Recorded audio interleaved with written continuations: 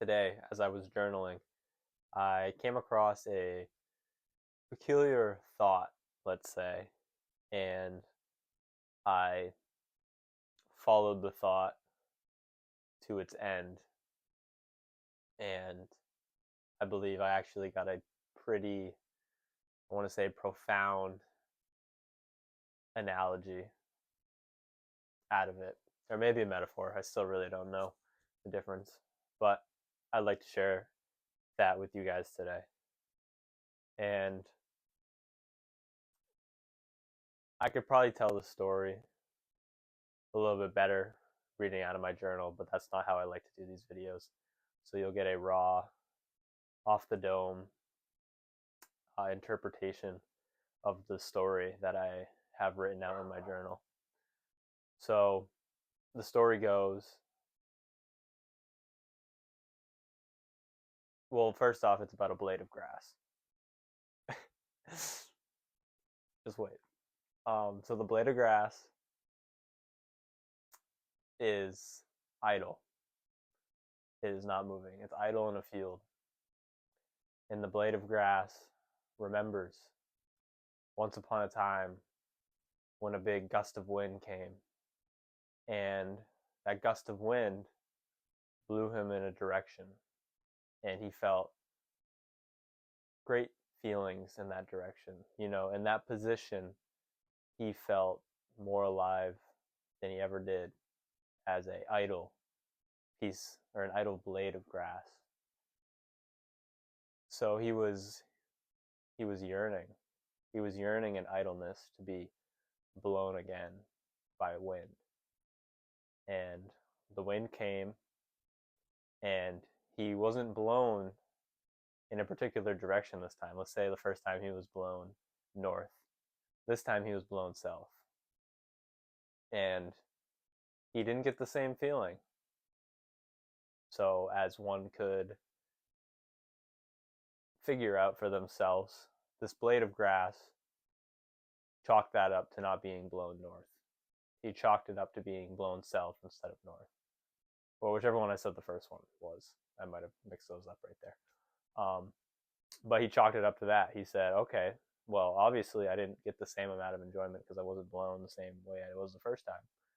So he sits there idle, and he starts to get really bored of idleness. And he's, again, yearning for to be blown by wind. And the wind comes, and he ended up getting blown this time east. So again, he didn't get the same experience. So again, he is chalking it up to not being blown in the direction he was the first time. So he sits there idle, and finally a gust of wind comes and blows him north. And as he is being blown by the wind, he can't help but feel that his expectations were too high. He can't help but feel that this isn't leading up to what he thought. That honestly, the last time he was blown to the west was better than this. So now, as he becomes idle, he becomes lost. He becomes sad. He doesn't know what to make of all this. And he spends some time contemplating and thinking. And he realizes that he spends most of his life idle. He spends most of his life not being blown about in whichever direction. So he comes to realize that he needs to be content idle. He realizes that he can't bank on his happiness in these external situations. He can't bank his happiness in the wind, and he especially can't bank it in which way the wind blows him, because it's always, even if the wind is blowing, it might not blow him where he wants to be blown. So he chalks it up to the realization that he has to be content being idle. And he struggles with this because before he could never find meaning idle. So he attempts, and as he attempts, he can't help but yearn to be blown by wind again, to feel that feeling that he once did, even though he knows it won't get him there. And one day, the wind comes again, and this time, as he is blown, he can't help but, as he is being blown, wish to be idle again. You know, he wishes to be idle as he is being blown, which he's never done before. But he realizes that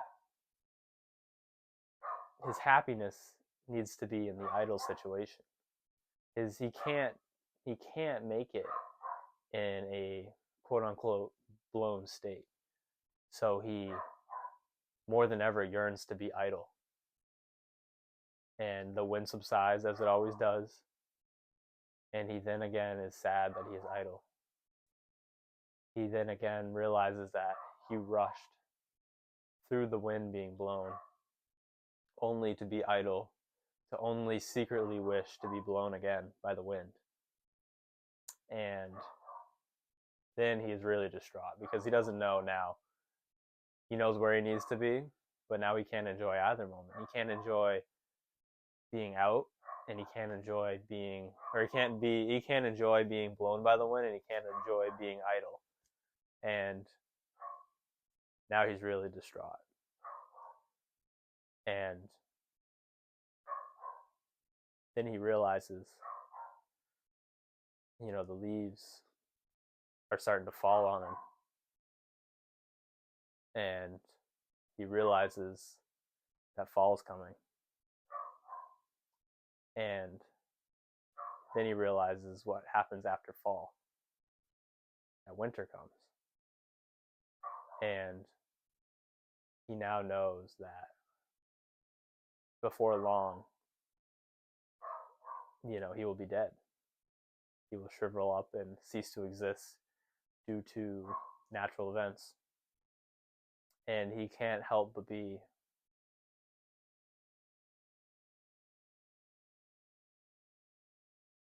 destroyed by the fact that he never knew how to live idle or live in a blown state. And he comes to realize just before winter that he needs to accept, he needs not yearn for the wind, but he needs not fear the wind. He needs not rush the wind in blowing him or in ceasing to blow him.